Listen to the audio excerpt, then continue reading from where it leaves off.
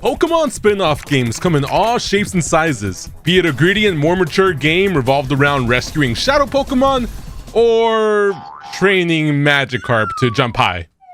Just like the mainline Pokemon games, some of these spin-offs have shiny Pokemon.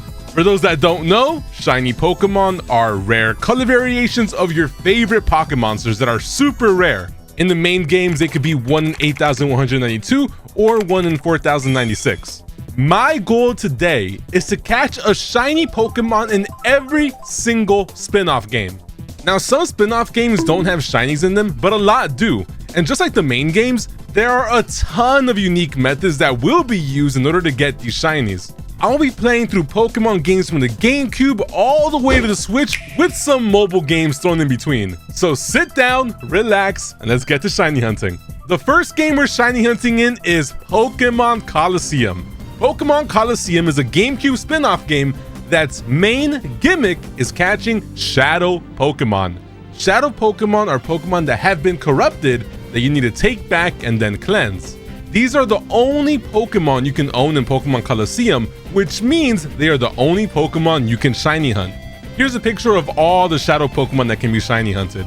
One of the cool things about Colosseum is a lot of the shiny Pokemon look different from actual shiny Pokemon. Here's a regular shiny Voltorb, and here's a shiny Voltorb from Pokemon Colosseum. They look completely different. Now, for my first hunt, I decided for the start of this challenge to go after one of the first 3 shadow Pokemon you can encounter. Those Pokemon are Totodile, Bayleaf, and Quilava, and I chose Totodile.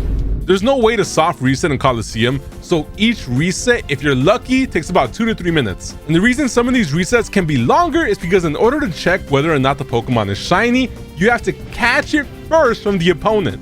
When you catch the Pokemon, you can then check in your party the Pokemon icon to see whether or not it's shiny. Here's an example of regular Totodile, and here's an example of shiny Totodile. The catch rate for Totodile is not the best, so sometimes it would take me 10 minutes per encounter.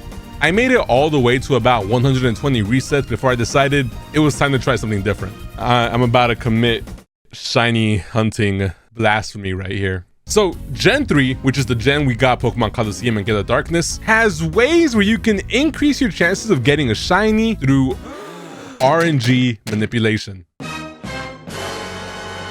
I know if you're a shiny hunter, those words might have just made you cringe like no other.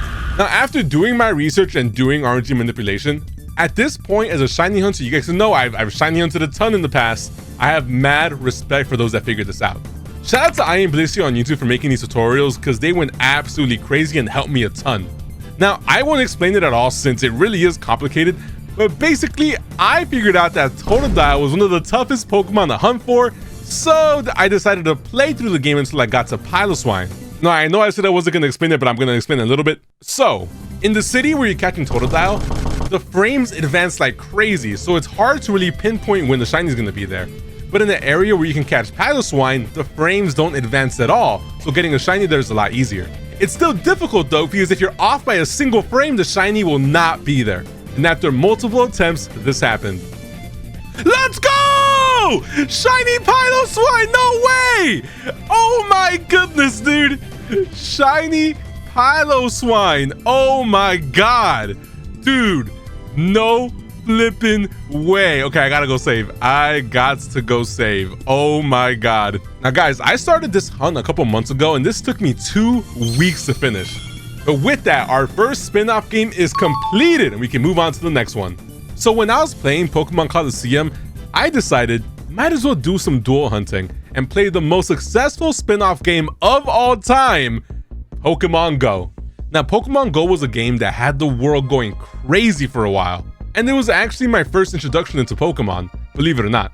And the way to hunt in Pokemon GO is pretty simple, as all you gotta do is check your spawns around you and click on them to see whether or not they're shiny. As far as I know, there's no shiny charm in this game, and the only way to boost the odds is whether or not there's like a special event going on or if there's a community day happening around you. Community days are days in Pokemon GO where the shiny odds are boosted and also a certain spawn is boosted as well. I don't play Pokemon GO much nowadays, but I got super lucky and was able to do the December community day and got myself a shiny really fast. I got myself a shiny Axew, which eventually will turn into a Haxorus, and I think it was one of the community days at the time. I don't remember exactly which one it was. If you guys are enjoying this video, don't forget to leave a like. In the comment section below, let me know what your favorite game is to shiny hunt in. After getting my shiny in Pokemon GO, the next game I moved on to was the sequel to Pokemon Colosseum, Pokemon XD Gale of Darkness. Unlike Pokemon Colosseum, the Shadow Pokemon in Gale of Darkness were completely shiny locked, so the methods for shiny hunting in this game are going to be different. One of the ways to shiny hunt in Gale of Darkness is actually a unique random encounter method where for the first time in Pokemon history, you can see the shiny in the overworld. So Gale of Darkness didn't have grass encounters, but they had these rooms you could walk in and it would have a random Pokemon. Another thing, while Pokemon Colosseum didn't have a soft reset method, Gale of Darkness did have a way to soft reset your game. So obviously resets are going to take way less for me, right? No. What I did and decided to go for was going to be the starter Eevee. Yes, there is a starter Eevee in this game. Just like in most older gen Pokemon games, you can actually shiny hunt for the starter Pokemon, and in Gale of Darkness, this is going to be Eevee. So to explain what I did in order to get this shiny as simple as I can, basically I was able to find my initial seed, which then allowed me to see exactly at which frame the Eevee would be shiny. But once again, you have to be on the exact frame. And after a day of hunting for the shiny Eevee, this happened. Let's go, shiny Eevee! Let's go! There it is, dude. Oh my goodness, dude. Shiny Eevee. I need to save like right now. How do I save? Yeah, let's save right there. Yeah. All right, Michael. That's my name. Don't wear it out. As you guys can tell, that reset, even though I did RNG manipulate it, it did take me a bunch of resets to get this one done. And the Eevee just looks awesome. It's an awesome Pokemon. So while some of you might think what I have done is shiny hunting blasphemy, I didn't use an action replay. I didn't alter the game in any way. But with this shiny completed, we can move on from the GameCube games and on to the next console, the Wii. Well, before we get to the Wii, let's go on a bit of a detour to another mobile spin-off game, this time being the generational classic, Magikarp Jump. Yes, Magikarp Jump. So before doing this video, I thought Magikarp Jump was a ripoff of Flappy Bird, but I was completely wrong. Basically, the gameplay loop of the game is you train the Magikarp, make it compete versus other Magikarp in a jumping contest. Then when it reaches its highest potential, you fish up another one and do it all over again. So what makes this game special is the fact that it actually introduced a bunch of different types of different Magikarp that have different patterns on it, and obviously that's what you can get the shiny Magikarp out of. The way this game gets you though is that it only gives you a set amount of resets before you have to spend real life money, so I was a little nervous. I was able to get myself a Ditto Magikarp somehow in my first try, and then after only 2 resets after, I got the shiny Magikarp. Oh man, compared to old spin-off games, Pokemon sure did take a weird direction with these freemium games, huh? Regardless though, shiny Magikarp looks cool as hell roaming around up in here. Okay, now on to the Wii, and this game might be one that you're familiar with if you've been part of the online shiny hunting community for a good amount of time. This next game is called Pokémon Rumble. The reason you might know this game is because once a year there's an event thrown called Pokémon Rumble Weekend where shiny hunters go and see who can catch the most shinies in this game. The way getting a shiny in this game works is pretty simple. Basically, you're a Pokemon toy who goes around different levels beating and capturing other Pokemon toys that have different abilities and typings. Once you get a Pokemon that's strong enough, you then take on the Battle Royale area, and if you beat it, you move on to the next level, which has another set of levels. And with each new level you unlock, you get brand new Pokemon you can hunt for. Each of the Pokemon you run into during these levels have a 1 in 8,192 chance of being shiny, and since you run into a ton of Pokemon at once while playing, a lot of the shinies in this game are not difficult to catch. So in the base game, you're only able to catch Pokemon from Gens 1 and 4, but there's a mod called Pokemon Rumble Weekend Edition that unlocks Gens 2 and 3 in it, so if you want to try it for yourself, go ahead and look that up.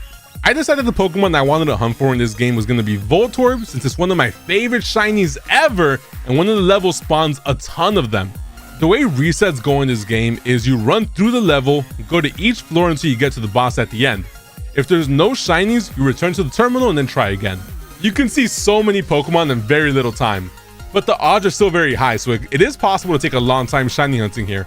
And if you're playing the weekend edition of Pokemon Rumble, there's actually a code you could put in that gives you a speedy Deoxys and makes it so much easier to get through the levels. And after a few days of hunting, I got it. Yo, shiny Growlithe! Let's go! There it is, my first Pokemon Rumble shiny. Nice. That was taking so long. I was like, I'm never gonna get myself a shiny. Dude, I'm happy with that. Literally, however, that was the shiny I didn't want. I was going for a shiny Voltorb. Check out shiny Growlithe, dude. That looks so good. It's still a W, and we completed Pokemon Rumble. One thing I learned while doing this video is that I actually should play more games since a lot of these have been so much fun. By the way, let me know in the comments if you've actually played Pokemon Rumble before. This game is pretty freaking goated. So, at the start of me making this video, I made an attempt to play Pokemon Sleep since I knew that's a spin-off game and it had shinies in it. Now, as much as I tried, every time I went to sleep, I just kept forgetting to turn the freaking game on. But look, I did not want to leave you all without a shiny in this game. And to quickly break it down for you, the way this game works is every time you go to sleep, depending on how you sleep, you can wake up to different types of Pokemon and like you can set up something like instance. I don't know.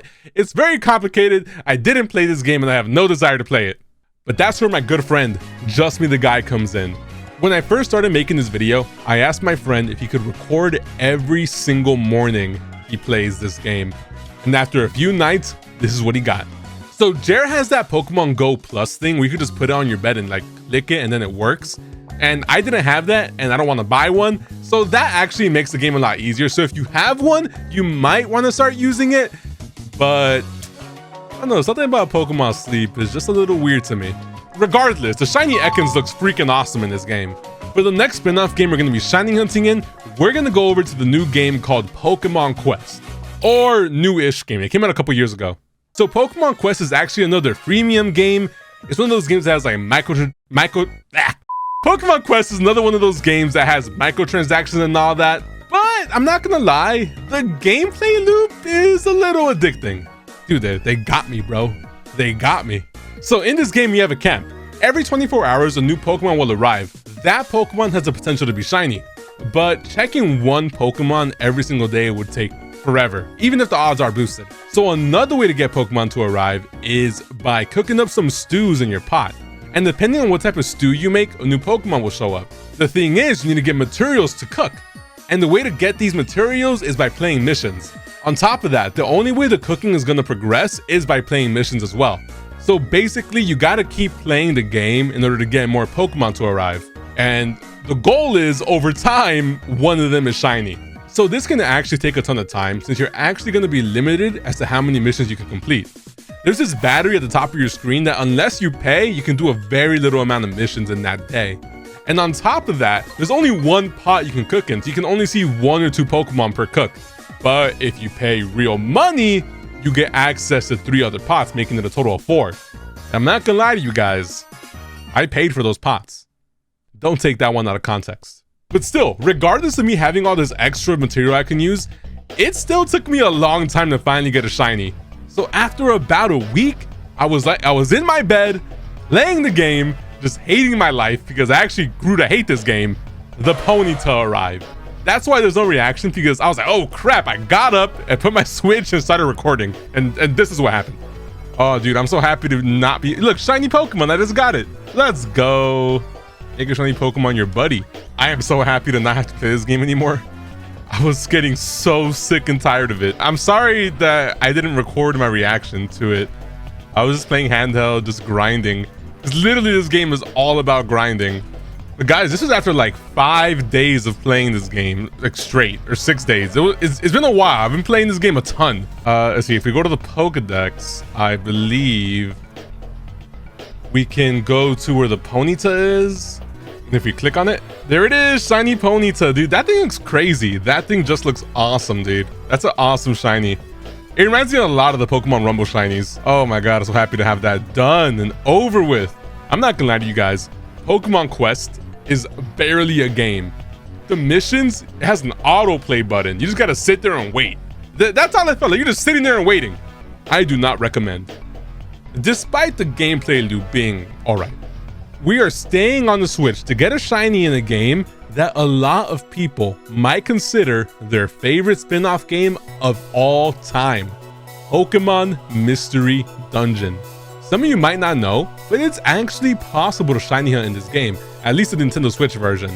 Now, if you want to shiny hunt, it will take you a good while since you can't catch a shiny until after you beat the game. So it might take you 12 to 14 hours before you can even catch a shiny, and you might see some along the way as well. So the way it works is, in some dungeons, there are these Pokemon called strong foes, and those are the Pokemon that can be shiny. You actually get access to these Pokemon really early on, but in order to recruit them to your team, you need a few things. First, you need the friend bow, which you can't get until the end of the game. The friend bow has to be equipped to your party leader, and that just gives you the ability to have the chance to get a shiny. Now the problem is, these Pokemon are extremely difficult to recruit. One thing that's special about this game is you actually have Pokemon that have unique abilities, and some of these abilities is going to make it easier to get Pokemon. And there's two abilities I'm talking about here. One ability is Squad Up, and the other ability is Friendly. What Squad Up does is each time you recruit a Pokemon, the next Pokemon is going to be easier to recruit.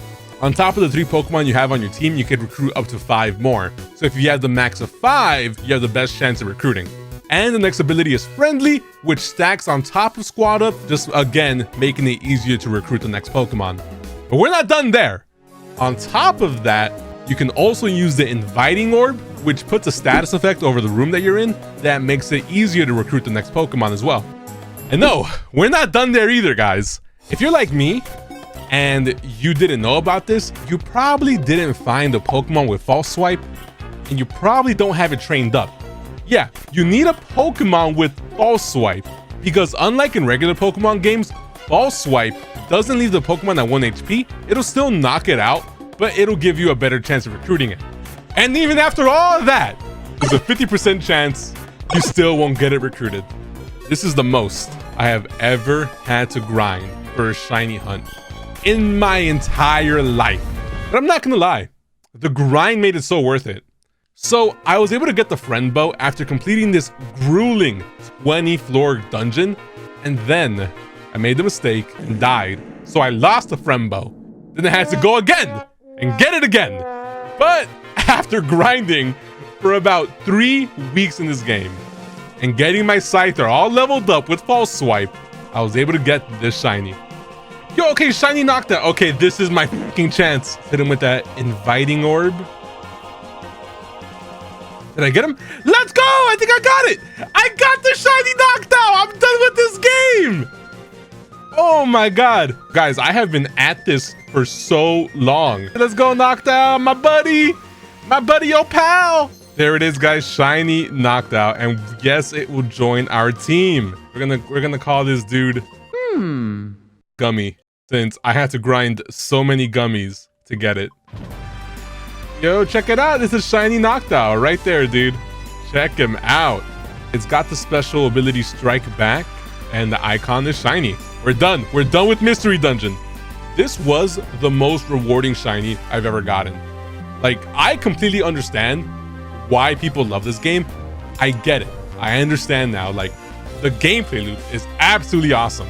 But with that, I have completed this challenge, guys. If I missed any spin-off games, let me know in the comments below and I might do a part 2. And if you haven't already, check out these awesome Pokemon shiny challenges that are on the screen somewhere around here.